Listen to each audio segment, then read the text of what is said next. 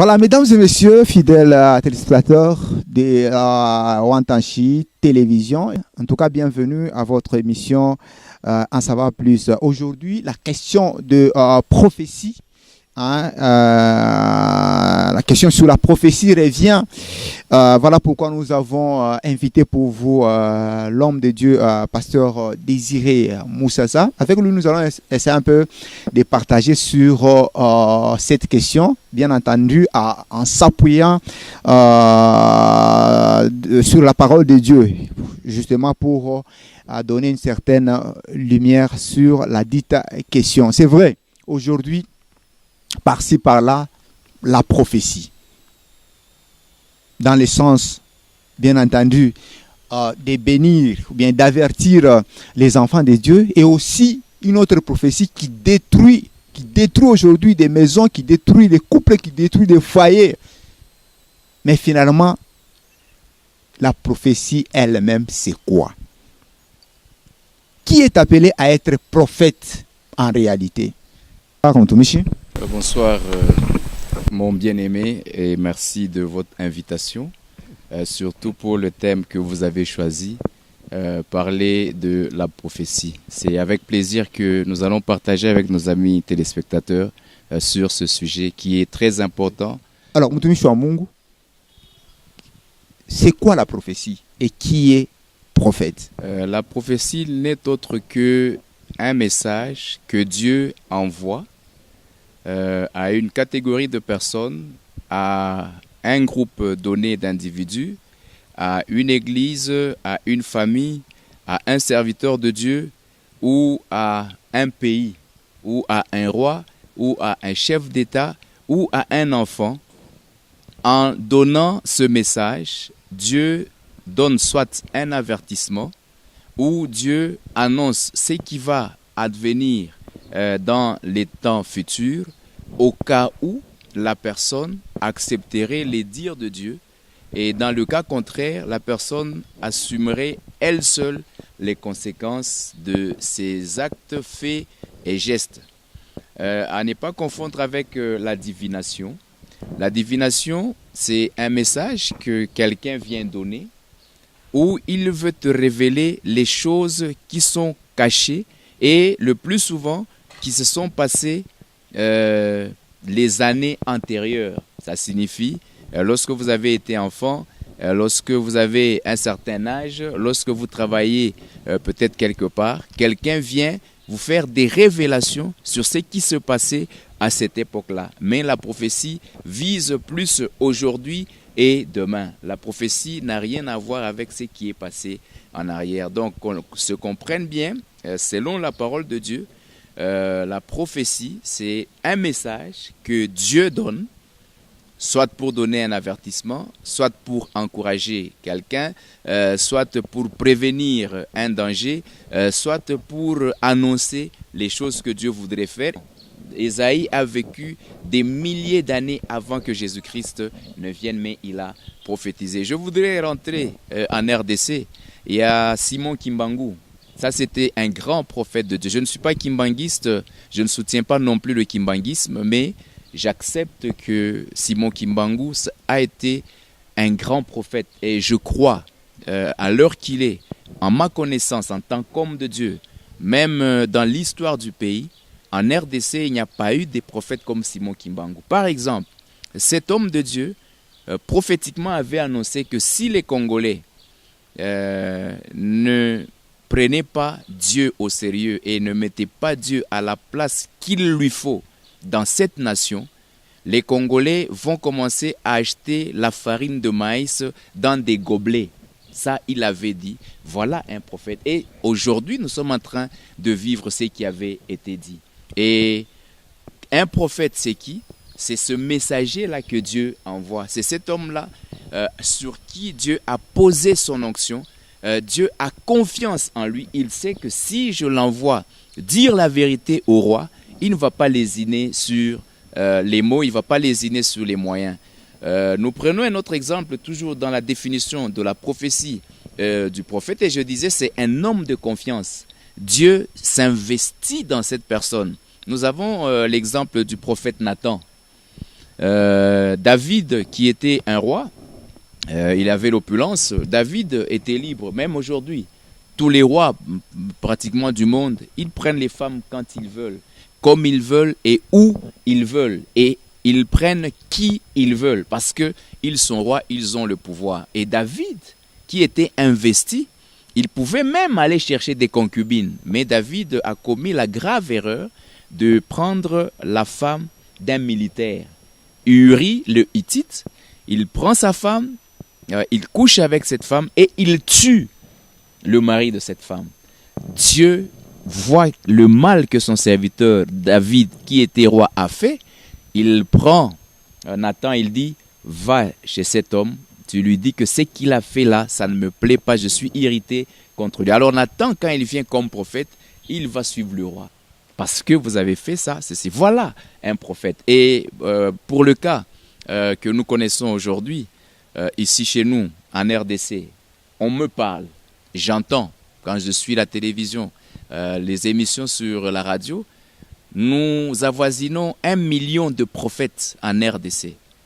Mais je ne vois pas un seul prophète qui se lève. Il dit, Dieu m'a envoyé, voilà les Congolais, ce que vous êtes en train de traverser, voilà quelles sont les causes, voilà la position de Dieu et voilà la solution que Dieu vous demande afin que vous puissiez être libérés du joug de l'esclavage. Mais lorsque les gens, les communs de mortels dans nos églises, vont chez des serviteurs de Dieu connus, de grande renommée, et vous les appelez grands, surtout vous les journalistes, quand vous les rencontrez, vous dites grand homme de Dieu, grand prophète, vous êtes seul à Lubumbashi, et ils se disent, bon, en matière de prophétie, il n'y a personne qui peut me concurrencer. Mais quand je suis ce qu'ils disent, ils sont dans la divination, ce n'est pas différent des Mifumu. Hein? Écoute, j'arrive dans ton église, tu dis, ah frère, tiens-toi debout, je me tiens debout. Ton numéro de téléphone, c'est le 099 80. Écoutez, ça, ce n'est pas une prophétie. C'est mon numéro de téléphone. C'est moi qui ai acheté cette SIM-là. On m'a communiqué le numéro. En quoi ça devient une prophétie que vous me disiez, votre numéro de téléphone, c'est autant? Ou bien, la pointure de votre chaussure, c'est tel numéro? Mais non. Non, ça, c'est de la divination. Et ces gens-là, ils travaillent avec des démons.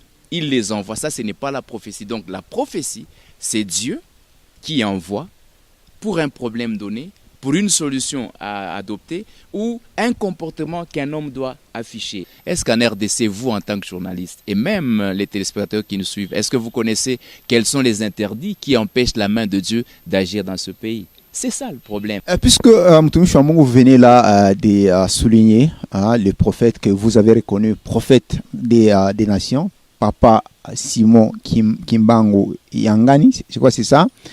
Et vous avez aussi souligné que Dieu utilisait beaucoup plus les prophètes pour annoncer à son peuple, je crois, un message très important.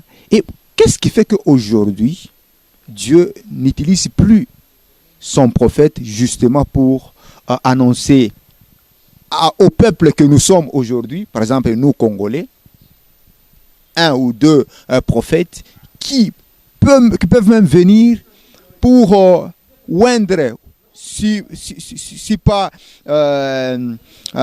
consacrer des rois aujourd'hui, ou un président de la République, si nous voulons actualiser ces thèmes. Vous savez, Dieu n'a pas changé. L'Éternel que nous servons est le même Dieu de génération en génération. Le drame que nous avons, lorsque vous dites pourquoi aujourd'hui l'Éternel n'utilise pas les prophètes pour qu'on puisse établir ou consacrer des rois. Nous sommes malheureusement, et c'est parmi les interdits, il faudrait qu'on en parle parce que nous parlons de la prophétie, parmi les interdits que Dieu reproche à la RDC, nous sommes une nation païenne. Nous ne sommes pas une nation chrétienne. Même quand les statistiques parlent de 90% des chrétiens en RDC, mais la constitution, la législation du Congo déclare l'État congolais comme un État laïque. Nous parlons de la laïcité, ça signifie tout ce qui est contraire à Dieu, tout ce qui rejette Dieu, c'est ce que nous sommes nous en tant que Congolais. Parce que quand vous dites nous sommes un État laïque, donc vous devenez un fourre-tout. N'importe qui peut faire n'importe quel culte à quelque divinité qu'il pourra. Ça, c'est un interdit et c'est le drame pour cette nation. Les prophètes sont là. Il y a des prophètes qui peuvent se lever et ils communiquent la chose. Mais ils sont toujours contournés. On les empêche de faire ce travail. On les empêche de rencontrer les préposés qui doivent faire ces déclarations. On leur barre la route pour qu'ils puissent communiquer leur message. Ça signifie quoi? Dieu n'a pas changé. Il faudrait que le peuple comprenne que c'est le même Dieu qui a envoyé les prophètes pour établir des rois. Il y a des nations. Je vous donne l'exemple de la Zambie à côté de nous, en parlant de la prophétie. Les prophètes de cette nation-là, divinement avertis, ils sont allés demander au chef de l'État, président Kiluba, à cette époque-là, dans une cérémonie officielle et nationale, ils ont fait la consécration de leur nation à Dieu de manière solennelle, et c'est le président Kiluba qui avait fait cette déclaration de foi. Donc si en Zambie, ils l'ont fait, ça signifie que Dieu les a soutenus. Et nous voyons aujourd'hui, nous qui sommes laïcs, les prophètes ne nous ont rien dit. Nous sommes en train d'aller quémander la farine en Zambie. Donc Dieu n'a pas changé. Il appartient à nous qui sommes serviteurs de Dieu. Et lorsque nous voyons les prophètes qui approchent le chef de l'État, les prophètes qui approchent le gouverneur, les prophètes qui approchent les directeurs d'entreprise, les prophètes qui approchent les grands hommes de Dieu que nous connaissons dans ce pays. Quel est le message qu'ils communiquent? Alors là, je voudrais que nous lisions un peu sur cette question quelques passages de la Bible. C'est très très important pour vous dire que Dieu n'a pas changé. Comment? Je suis dans Jérémie chapitre 8, verset 8. Comment pouvez-vous dire, nous sommes sages, la loi de l'Éternel est avec nous? C'est bien en vain que s'est mise à l'œuvre la plume mensongère des scribes. Je vais expliquer là-dessus. Je prends un autre verset, Jérémie chapitre 9, le verset 3. Ils ont la langue tendue comme un arc et ils lancent le mensonge. Ce n'est pas la vérité qu'ils sont puissants dans le pays, car ils vont de méchanceté en méchanceté et ils ne me connaissent pas, dit l'Éternel. Écoutez, je suis prophète. Est-ce que mon travail, c'est d'aller insérer mes doigts dans les parties intimes d'une femme qui est stérile pour qu'elle puisse avoir un enfant? Ça, c'est de la méchanceté. C'était une parenthèse, je passe. Je lis un autre verset. Là, je prends Jérémie, le chapitre 14. Je vais prendre le verset 14. Écoutez. Et l'Éternel me dit, c'est le mensonge que prophétisent en mon nom les prophètes. Je ne les ai point envoyés, je ne leur ai point donné d'ordre, je ne leur ai point parlé. Ce sont des visions mensongères, des vaines prédictions, des tromperies de leur cœur qu'ils vous prophétisent. Ici, je m'arrête un peu pour dire que Dieu n'a pas changé. Autour des années 2000, la guerre avait commencé autour de 1998, je crois, si j'ai bonne mémoire, le 2 août. Il y a eu un certain nombre de prophètes qui se sont levés, qui sont allés parler au chef de l'État à l'époque, c'était Mouzé, pour lui dire, écoutez, ne vous inquiétez pas, la guerre qui a commencé ici, dans quelques mois ici, elle va se terminer et puis nous allons la renvoyer d'où elle était venue. Et Mouzé a fait foi dans ces prophéties-là. Moi, j'appelle ça des prophéties de mensonges. Et Mouzé a fait des déclarations. Il a dit, cette guerre, elle retournera d'où elle est venue. Mouzé est même déjà parti, ça fait combien d'années? Et Dieu dit ici, je ne les ai pas envoyés. Ce sont des prédictions du mensonge. Combien de fois, dans les églises, dans nos assemblées, dans nos conférences, même sur les places publiques, nous avons vu des hommes se lever comme prophètes. Je vous dis que Dieu n'a pas changé. Il est à l'église, il dit, l'Éternel me dit qu'ici, il y a 10 personnes. Il y a 10 personnes qui vont faire ceci, qui vont faire cela.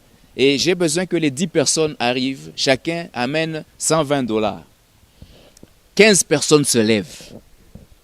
Pendant que le prophète a dit, il y en a 10. Moi, je me pose la question.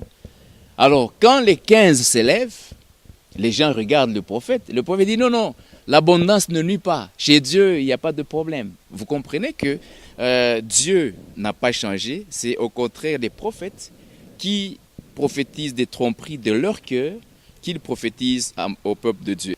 Je prends un autre verset, peut-être je peux m'arrêter là pour que vous posiez une autre question. Maintenant, écoutez Jérémie 23, le verset 14. Que dit Jérémie 23, le verset 14? La prophétie. Qu'est-ce que c'est que la prophétie? Qui est prophète? Et que va dire un prophète? Mais dans les prophètes de Jérusalem, j'ai vu des choses horribles qui font peur, qui agacent. Ils sont adultères. Ils marchent dans le mensonge. Ils fortifient les mains des méchants. Quelqu'un qui tue, quelqu'un qui viole. Quand quelqu'un, un prophète, va lui rendre visite à la maison, il dit non. Vous savez, même David avait pris la femme d'autrui, Dieu lui avait pardonné, même vous là. Pourquoi? Parce qu'il sait que quand il va sortir, il va recevoir un paquet de billets de banque en dollars. Et il dit, il fortifie les mains des méchants afin qu'aucun ne revienne de sa méchanceté. Ils sont tous à mes yeux comme Sodome et les habitants de Jérusalem comme Gomorrhe. Donc en RDC ici, par rapport à la prophétie, nous ne sommes pas loin de Sodome, nous ne sommes pas loin de Gomorrhe. Or, quand Dieu parle de Sodome et Gomorrhe, ça signifie que le mal a atteint son point culminant. Et qui sont à la base? Et moi je le dis assez souvent, en tant que pasteur inspiré, je n'ai pas honte de le dire, ce n'est pas de l'orgueil, mais c'est une conviction personnelle. Dieu ne ment pas.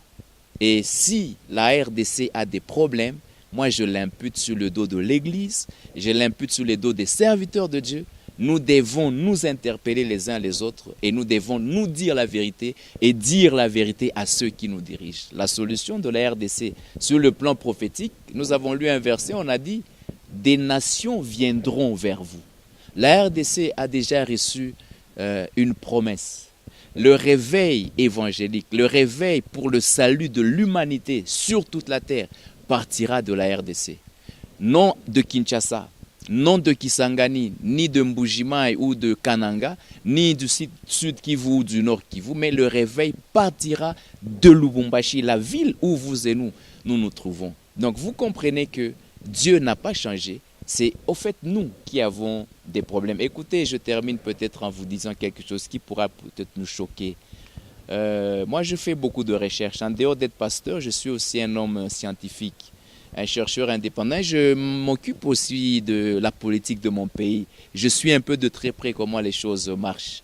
Lorsque vous regardez les potentiels de la RDC, je ne pense pas que sur la terre ici, au monde, en dehors des États-Unis, qui est un pays qui possède un potentiel comme nous l'avons.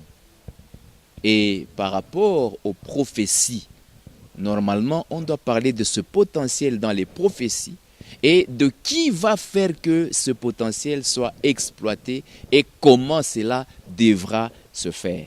Écoutez, les prophètes qui fréquentent les autorités ici, même les autorités qui pourront nous suivre, quels sont les messages qu'on leur donne? Est-ce qu'il y a des prophètes, quand ils viennent chez vous, ils vous enseignent la parole de Dieu? Ils vous ramènent à la vérité biblique? Ils vous disent que ce que vous faites là, ce n'est pas bon, même si vous avez été élevé en dignité, mais par rapport à Dieu qui vous a établi. N'est-ce pas que les autorités, quand il y a un problème, ils aiment dire non, que le peuple ne doit pas oublier que tout pouvoir vient de Dieu. Et en tant que prophète de l'Éternel, ce que vous recevez dans votre maison, en vous parlant de ce pouvoir qui émane de Dieu, ils doivent vous donner également la position de Dieu par rapport à la vie que vous êtes en train de mener. Et nous, en tant que population, nous, en tant qu'Église, nous, en tant que serviteurs de Dieu, par rapport à la prophétie, nous devons aussi nous situer selon la pensée de Dieu et la position. Tout à fait, mais revenons ici à Lubumbashi. Si je prends un exemple, un prophète qui dit à celui qui est en train de le suivre, mama, minona kwako, mukona ya nyumba yako, je prends mon salon, muko panya mwa fulani na manani ya matwa d'araignée, ile njoko nafanya ma information kubaloji, kama unaenda unaitosha ile mpanya, unatosha na ile toile d'araignée, tu vas voir la main de Dieu dans ta vie. Je ne mets pas en doute une prophétie. Mais lorsque vous parlez des rats, des souris, des cancrelats, des mouches, des caméléons, des hiboux dans la maison, moi je voudrais vous dire ceci. Quand je définissais la prophétie, j'ai fait allusion à la divination. Je continue. En dehors de la divination, il y a ce qu'on appelle l'enchantement. Non.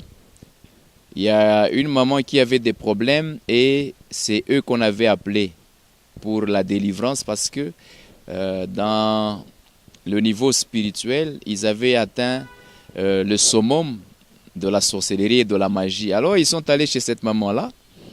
Ils lui ont dit, non maman, c'est un petit problème, nous allons arranger ça. Alors écoutez ce que Zarak avait fait avec son complice.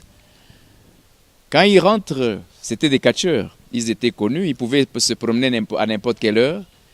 Ils vont au cimetière, ils creusent une tombe, ils coupent la main d'un cadavre, ils la mettent dans le sac. Ils arrivent ici au quartier Makomeno, Jekamine, ils envoûtent la maison, ils entrent la nuit, ils creusent dans un coin, ils mettent la main, ils couvrent cette main-là, ils remettent la pelouse telle qu'elle était, ils repartent.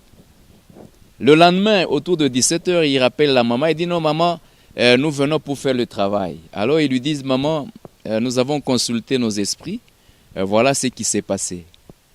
Dans votre parcelle ici, il y a un cadavre, mais on vous a pris votre chance, tous les problèmes que vous connaissez, la bénédiction, parce que c'est cette main qui est enterrée dans un coin de votre parcelle. Alors, vous savez, quand vous racontez ça à une maman, surtout les mamans, elles vont même pleurer au là, mais même vous encourager, dire, bah, c'est matin mala ingine. Et en ce moment-là, vous l'avez envoûtée. Elle est sous l'emprise de l'enchantement.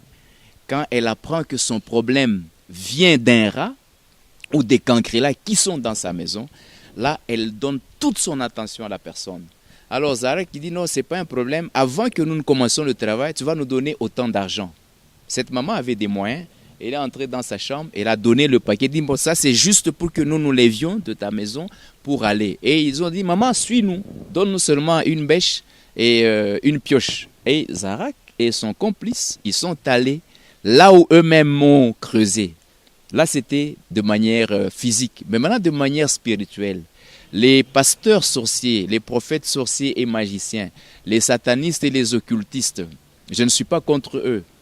Ma prière, c'est que lorsqu'ils peuvent m'écouter, qu'ils donnent leur cœur à Jésus, qu'ils se convertissent et qu'ils abandonnent la mauvaise voie.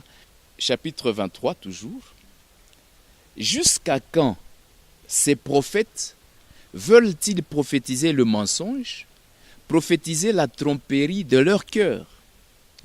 Le verset 32, je lis le verset 32. Voici, dit l'Éternel, j'en veux à ceux qui prophétisent des songes faux, qui les racontent et qui égarent mon peuple par leurs mensonges et par leur témérité. Je ne les ai point envoyés, je ne leur ai point donné d'ordre, et ils ne sont d'aucune utilité à ce peuple, dit l'Éternel. Voilà la réponse que Dieu donne à ce sujet. Est-ce que réellement Dieu, et ça c'est la question que moi je pose par rapport à la prophétie, Dieu est-il incapable de chasser par lui-même, par sa main puissante, par la prière de cette femme, les rats ou les souris ou les cancrelats qu'il y a dans cette maison-là? Dieu est-il incapable? Il faudrait qu'un prophète dise à cette maman-là, c'est la souris. Non, mon frère. Et bon, surtout, ce sont nos mamans qui sont, la femme qui est beaucoup plus victime, alors que celle-ci est même considérée comme aujourd'hui on appelle l'église épouse du Christ. Ça montre que c'est vraiment un danger pour l'église. Ça n'a pas commencé aujourd'hui, ça a commencé dans le jardin d'Éden. Qu'est-ce qui amène les femmes à tomber dans le piège de l'ennemi? C'est le manque de connaissance de la parole de Dieu. Il faudrait que la femme suive bien l'instruction. Quand elle est dans une assemblée, on enseigne la parole, qu'elle s'attache à la parole de Dieu. Jérémie 3.3.3, Jérémie 33.3, il dit « Invoque-moi, je te répondrai ». Ce que nous avons à faire, c'est de plier nos genoux devant la face de Dieu demander sa grâce et sa miséricorde. Et souvent, les gens oublient, la plupart de nos souffrances proviennent d'un péché. À 80% des personnes qui souffrent, ça provient d'un péché. Les 20%, c'est tout à fait naturel. C'est la volonté de Dieu que cela arrive. Il y en a qui sont en train de passer par l'épreuve. Mais 80%, il y a un péché caché, non confessé.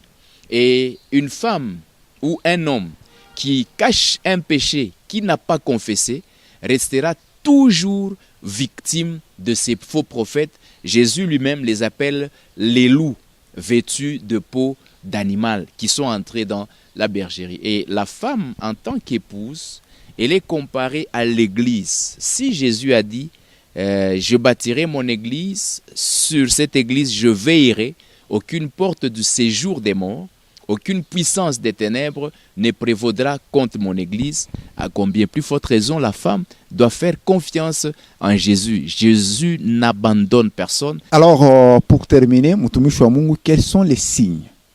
Les signes visibles et palpables qui peuvent montrer à suffisance que telle maman ou tel papa est en face d'un prophète aventurier. Quand la parole de Dieu manque, quand il n'y a pas de révélation, on vous raconte autre chose que ce qui est dans la parole de Dieu. On vous demande ce qui n'est pas faisable, même dans le commun des mortels, dans le bon sens. On te demande quelque chose contre nature. Il est dans le faux. Écoute, je viens, pasteur, j'ai un problème, priez pour moi. Il y a des cas. Un homme de Dieu doit discerner. Il doit découvrir, est-ce un problème naturel? Est-ce un problème spirituel? Qu'est-ce que je peux faire? Dois-je intervenir immédiatement? Ou dois-je écouter Dieu? Et nous ne sommes pas obligés de prier pour tout le monde à l'instant où ils demandent la prière. Non. Il y a des personnes, quand elles viennent, nous les observons avec les yeux spirituels, nous écoutons Dieu, nous prenons les dispositions. Alors les signes, il y a d'abord le mensonge. J'ai parlé longuement sur le mensonge. Ils vous disent le mensonge et ils vous demandent du matériel. Oh, on n'est pas tiembele makuta. Oh, donnez-moi d'abord ceci. Oh, kingia pour nous comme fou. Ou bien encore kufanya madawa. Offrande de culpabilité. Non, dit. Ça, ce sont des signes qu'on est en train de mentir. Un serviteur de Dieu véritable qui voudrait vous aider, quand vous venez, il vous reçoit. Je crois même un médecin, s'il veut vous consulter, vous ne payez pas directement l'argent. Vous allez à la réception, on vous reçoit, on vous demande peut-être de payer la fiche. Ensuite, vous allez voir le médecin, il vous consulte. Et puis, si vous devez payer les médicaments, vous les payez. Si on doit vous hospitaliser, c'est alors que vous allez payer les soins à la fin. Mais vous d'emblée, vous allez non, maman, non, je crois Mutumishi wa Mungu. Et quand on dit Mutumishi, ça signifie serviteur. Un serviteur ne réclame pas. Un serviteur attend son salaire et notre patron c'est qui? C'est Dieu. Donc quand vous trouvez que quelqu'un n'a pas la parole de Dieu avec lui, quelqu'un pratique des choses comme vous les avez vus chez les Mufumu, comme vous les avez vus chez les charlatans, comme vous les avez vus chez les catcheurs, ben, vous êtes allés, ils ont fait des choses. Ça c'est du mensonge. Donc les signes palpables ici, il y en a beaucoup. Il faut demander le Saint-Esprit pour avoir le discernement. La Bible dit, ayez le discernement des esprits. Merci à Terence Kimouni pour la réalisation. Merci également au directeur général Karl Nawezi. Merci également à tous les régisseurs côté régie finale justement pour la diffusion de cette émission. En tout cas, les prochains rendez-vous, c'est dans quelques jours. Je crois que c'est la première partie de ce sujet. Nous aurons le temps de le continuer parce qu'il y a beaucoup à dire. Mutumishi wa Mungu a été vraiment très large, mais pas suffisant pour les enfants de Dieu qui sont restés vraiment assoiffés. Merci beaucoup, Mutumishi wa Mungu.